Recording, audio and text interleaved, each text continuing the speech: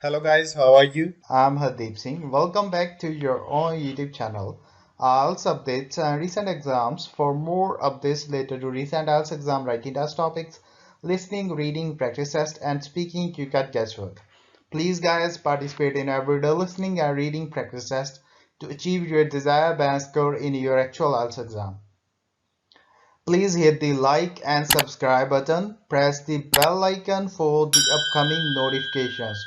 Don't forget like, subscribe and share my YouTube channel and my Facebook page, IELTS updates and recent exams. Part 1. Susan came to Barclays Bank and talks to a bank clerk. First, you have some time to look at questions 1 to 6.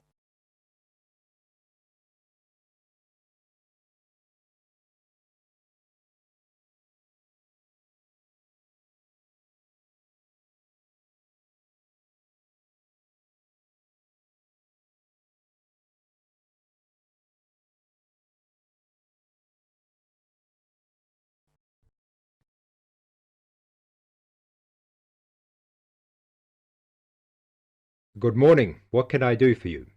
Good morning. I'd like to open a bank account. What kind of account do you want? I'm not quite sure. I'll be a college student. I simply require a safe place to keep my money and easy access to it. Can you recommend an account for me? All right. Do you get a grant? No, I will be supporting myself. I see. You could open an instant account. What's an instant account? Basically, it's an interest account. It has all the usual current account facilities such as a cash card and a deposit book, except a checkbook, and pays competitive interest on your account when it's in credit. There are 2 levels of interest for this account. If your balance is up to £500, the interest is 5.25%. If your balance is 500 or over, it attracts an even higher rate of interest, which goes up to 7.25%. You will receive a cash card for our machines, so you can withdraw money with the card from any machines or any Barclays branches when the bank is closed. Oh, I see.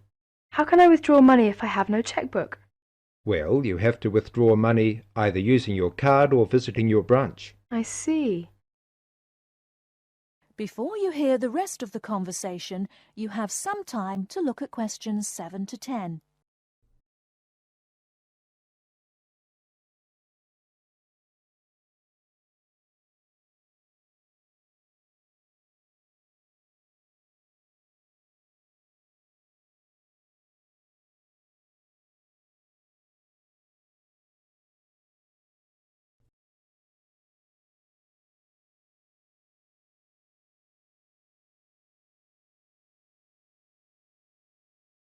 Now listen and answer questions 7 to 10. How can I find out how much money I have in my account? You can ask your branch and tell them how often you would like to receive your statement, which provides you with a permanent record of income and expenditure. It will show every transaction on your account and the balance remaining at the end of each day. You can also use your cash card to check your balance. That's fine.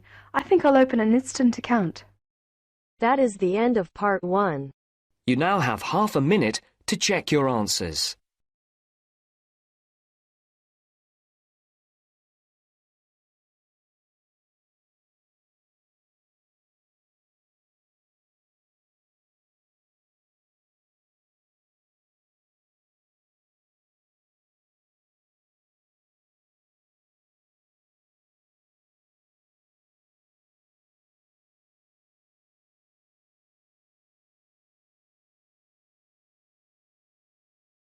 Now turns to Part 2. You are going to hear a talk about the Women's Conference. First, look at questions 11 to 14.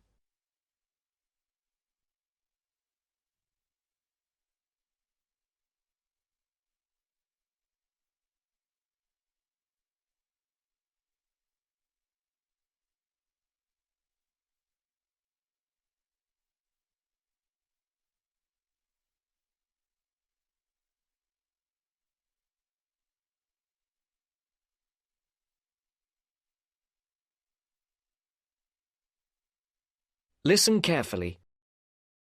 There will be 2 meetings held in Beijing, and they will overlap. 1.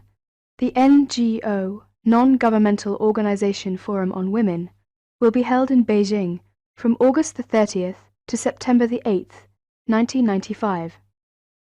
The other one, the 4th World Conference on Women, FWCW, of the United Nations, will be held in Beijing from September the 4th to the 15th, 1995. Why is the UN, United Nations, holding these meetings? The UN has noticed that discrimination against women has been increasing. The UN definition of discrimination, any distinction, exclusion, or restriction made on the basis of sex, which has the purpose of deciding or not allowing the full recognition of a woman on the basis of equality between male and female, human rights, freedom in political, economic, social, cultural, or other fields. Women are discriminated against in every country of the world. The UN has issued policies to deal with the discrimination. The UN has also placed the improvement of women's status position high on the global agenda. The world is getting smaller. We are becoming a global family that shares problems and difficulties. We can learn from one another, help one another, and share ideas and information. There have been 3 previous World Conferences on Women. First in Mexico City in 1975, second in Copenhagen in 1980, and third was in Nairobi in 1985. During the first conference held in Mexico City in 1975, which was during the International Women's Year, one outcome was the declaration by the UN General Assembly for Decade for Women, 1976 to 1985. In Copenhagen in 1980, the participants adopted a program of action for the second half of the UN Decade for Women. The 1985 Nairobi Conference was held at the end of the UN Decade for Women, and the results were published in a book called The Forward-Looking Strategies, which provided a framework for action at the international, national and regional levels of government and groups to promote greater equality and opportunities for women. The slogan for the UN Decade for Women was Equality, Development and Peace. This year, from the end of August until the middle of September, Beijing will hold 2 conferences. They are separate conferences, but related. The NGO Forum 95, from August the 30th to September the 8th, about 30,000 participants, both women and men, are expected to attend. It will be about women, their lives and their perspectives. This will provide women around the world with an opportunity to discuss and develop ideas, perspectives, plans and strategies, and share information to celebrate women's achievement and contributions in society, and to draw attention to and develop solutions to the discrimination facing women worldwide. Who can participate in the NGO Forum 95? Any individuals or groups who fill in an application form and send $50 to NGO Forum, New York, by April the 30th, 1995, who will attend the 4th World Conference. Each member state of the UN will send an official delegation. There are 184 member states in the UN. Also, any person that represents an organization which has received accreditation. This had to be done by January the 13th, 1995. 6,000 people are expected to attend this conference. There has been over 3 years of preparations for this conference in Beijing, at the international, national and regional levels in all the participating countries. The preparation committee has organized all the issues into 10 categories. The conference in Beijing will discuss all these issues. At the end of the conference, the UN will issue a platform for action. The platform for action will address the following critical areas of concern. Now look at questions 15 to 20.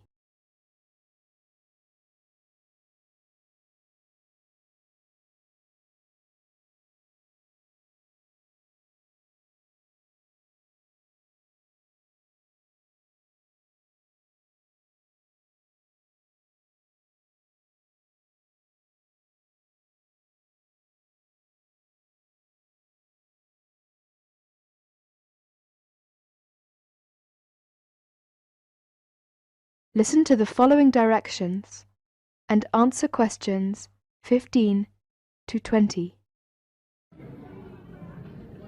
Ladies and gentlemen, you are all welcome to this afternoon's tour of the campus. I'll be your guide for the duration. Before we start, could I please ask you to look at your campus map? That's the one you just got when you came in. Because the university buildings are not quite spread out, the tour will be on foot. Now, let's start where we are, the main building. As you come out of the main building, you will see two other big buildings opposite you. One is the campus branch of the Midland Bank on your left. The other one is the post office. Then we will follow the Mary's Road until we come to the school lane. Here, on the opposite side of the road, you will see a huge white building directly on your left-hand corner. That would be the students' library. The Student Union is next to it, opposite the bank. Then we turn right and get into Candle Lane. There is a big shopping centre directly on the corner, and the Science Building is on the left-hand side. As we go down Candle Lane, past the shopping centre, we come to the school bookstore, which has a good reputation. All necessary course books can be bought there. Not the one next to the shopping centre, but the one after that, on the high street. Opposite the bookstore, there is the sports centre, which takes up the whole block between Mary's Road and Candle Lane on the high street. Finally, we circle back to the main building. The tour will last about an hour and a half. I hope you will enjoy this afternoon's tour. Oh, one more important note from Mr. Smith, your director. Please be back to this main building after the tour.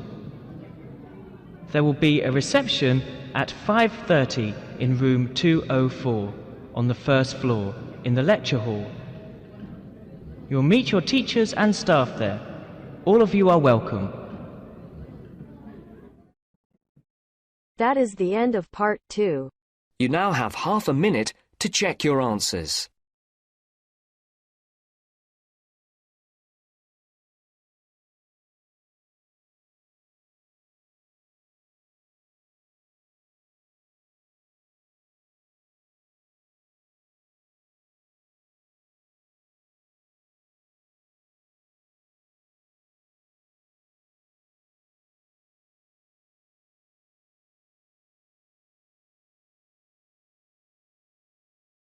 Now turns to part 3.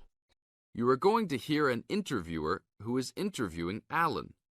He made a great discovery of Mungo National Park. First, you have some time to look at questions 21 to 25.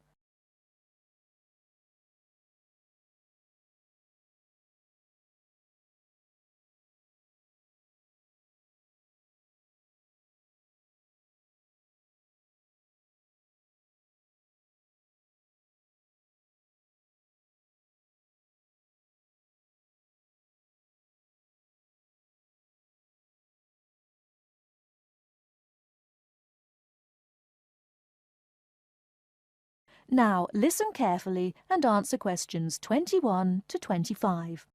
An event occurred in 1996 over a period of 3 days that attracted considerable attention at the time and led to a new find in Mungo National Park, which is the focal point of the Willandra Lakes World Heritage Area in New South Wales, Australia.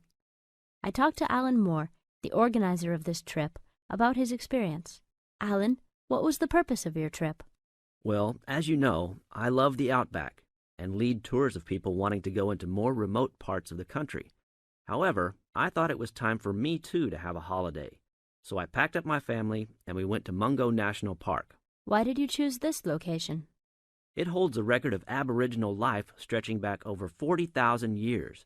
And of course, I wanted my young kids to be amazed by the main feature of the park, the remarkable Walls of China, as they're called, where wind and water erosion have exposed this long history. I see. What was the weather like? It was unusual for that time of year. The rain was just one continual downpour after another. We were always soaked to the skin. So we decided to cut our holiday short and only stayed 3 days in the end. However, it was eventful. The obvious problem was to get back to the nearest town, a small place called Burunga. But the dirt roads out there are always impassable after rain, so we settled down for a long, wet wait in the park. We didn't really mind because the scenery was so interesting. However, the kids wandered away without our noticing, and eventually we realized they must be lost. So we used our two-way radio to contact the park rangers and the police, and a helicopter was sent. Luckily, the kids were found within a few hours, but they'd made an important discovery.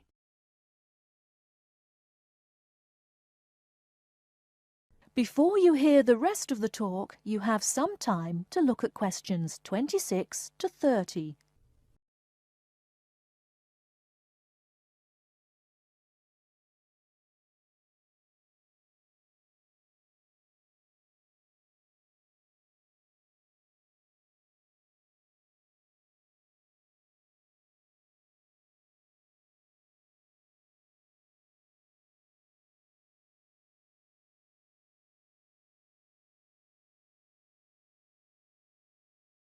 Now listen and answer questions 26 to 30.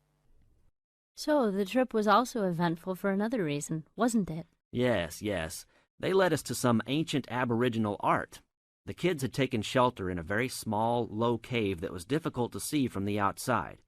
We were lucky to have another family camping in our location. When they heard us calling the kids, they immediately helped us search for them, and as the hours went by, they also provided us with much-needed support and encouragement. We really appreciated their help, and as we were already soaked through after looking for the kids for a couple of hours, they even made sure we had enough dry clothes to wear. The park ranger managed to get through to us to lead the search, and when the helicopter pilot notified us by two-way radio that he'd seen the children but was unable to land nearby, we were able to eventually find them very excited about what was in their little cave. And what did you think of their cave?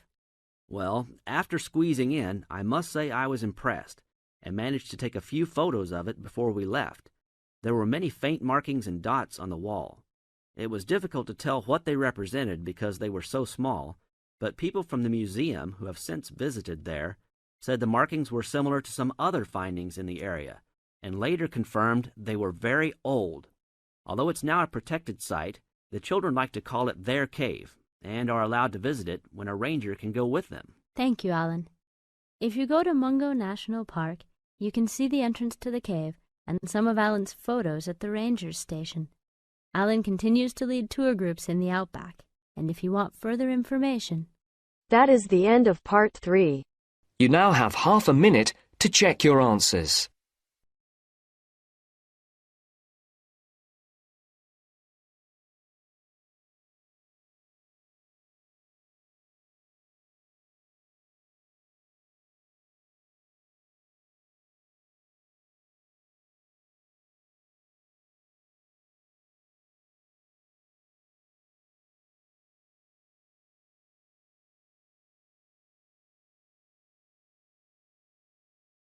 Now turns to part 4.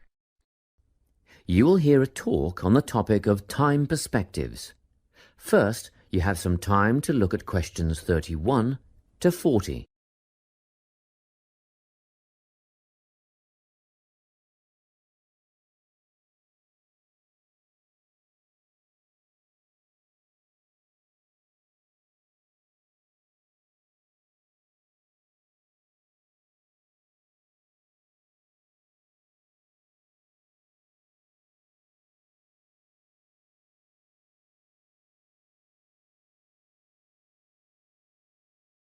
Listen carefully and answer questions 31 to 40. Today, I'm going to be talking about time. Specifically, I'll be looking at how people think about time. and how these time perspectives structure our lives. According to social psychologists, there are 6 ways of thinking about time, which are called personal time zones. The first 2 are based in the past. Past positive thinkers spend most of their time in a state of nostalgia, fondly remembering moments such as birthdays, marriages, and important achievements in their life. These are the kinds of people who keep family records, books, and photo albums. People living in the past negative time zone are also absorbed by earlier times, but they focus on all the bad things, regrets, failures, poor decisions. They spend a lot of time thinking about how life could have been. Then, we have people who live in the present.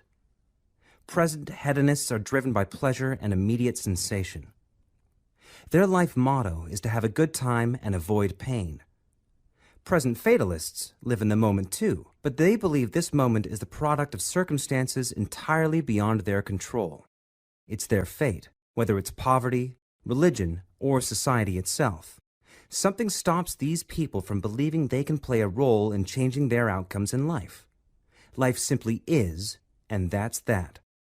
Looking at the future time zone, we can see that people classified as future active are the planners and go-getters.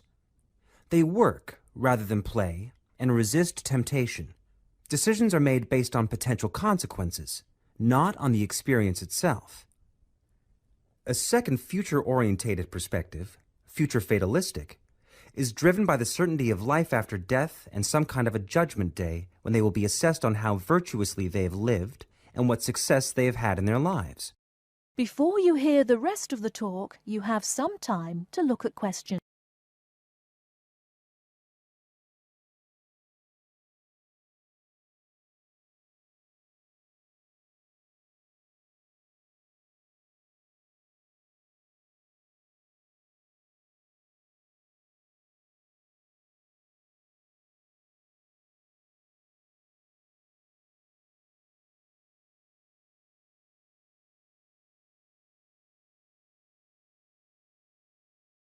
Okay, let's move on. You might ask, how do these time zones affect our lives? Well, let's start at the beginning. Everyone is brought into this world as a present hedonist. No exceptions. Our initial needs and demands, to be warm, secure, fed, and watered, all stem from the present moment. But things change when we enter formal education. We're taught to stop existing in the moment and to begin thinking about future outcomes. But did you know that every 9 seconds a child in the USA drops out of school? For boys, the rate is much higher than for girls. We could easily say, well, boys just aren't as bright as girls. But the evidence doesn't support this. A recent study states that boys in America, by the age of 21, have spent 10,000 hours playing video games. The research suggests that they'll never fit in the traditional classroom because these boys require a situation where they have the ability to manage their own learning environment. Now, let's look at the way we do prevention education. All prevention education is aimed at a future time zone. We say, don't smoke or you'll get cancer. Get good grades or you won't get a good job. But with present-orientated kids, that just doesn't work. Although they understand the potentially negative consequences of their actions, they persist with the behavior because they're not living for the future. They're in the moment right now. We can't use logic, and it's no use reminding them of potential fallout from their decisions or previous errors of judgment. We've got to get in their minds just as they're about to make a choice. Time perspectives make a big difference in how we value and use our time. When Americans are asked how busy they are, the vast majority report being busier than ever before. They admit to sacrificing their relationships, personal time, and a good night's sleep for their success. 20 years ago, 60% of Americans had sit-down dinners with their families, and now only 20% do. But when they're asked what they would do with an 8-day week, they say, oh, that'd be great. They would spend that time laboring away to achieve more. They're constantly trying to get ahead, to get toward a future point of happiness. So, it's really important to be aware of how other people think about time. We tend to think, oh, that person's really irresponsible, or that guy's power hungry. But often, what we're looking at is not fundamental differences of personality, but really just different ways of thinking about time. Seeing these conflicts as differences in time perspective, rather than distinctions of character, can facilitate more effective cooperation between people and get the most out of each person's individual strengths. That is the end of part 4. You now have half a minute to check your answers. So guys, don't forget like, subscribe and share my YouTube channel and my Facebook page, IELTS updates and recent exams. For more updates related to recent IELTS exam writing test topics, listening, reading, practice test and speaking, you got guesswork. Please guys, participate in everyday new IELTS listening and reading practice tests to achieve your desired band score in your actual IELTS exam. For more IELTS material, visit my official website www.ieltsupdatesandrecentexams.com. The link is given below in the description. If you need PDF files of latest IELTS material, then please join my Telegram channel. So guys, please write your score below the comment section. Again, thanks for listening. God bless you all guys. Stay tuned, stay safe.